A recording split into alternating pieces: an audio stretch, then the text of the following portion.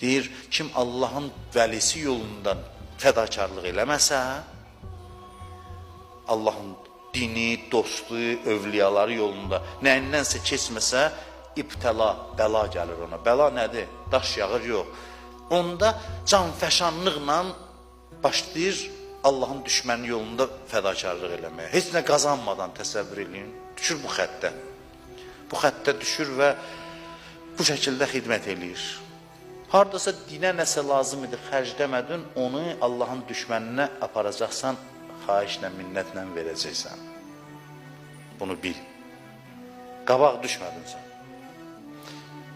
Haradasa lazım idi, verməliydin, vermədin, mütləq gələcəklər, nətərsə yalvar yaxarla verəcəksən. Xahişlə, minnətlə.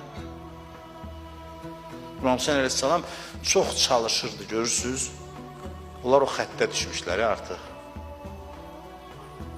Çox çalışırdı ki, onları düz xəttə qaytarsın. Amma alınmırdı.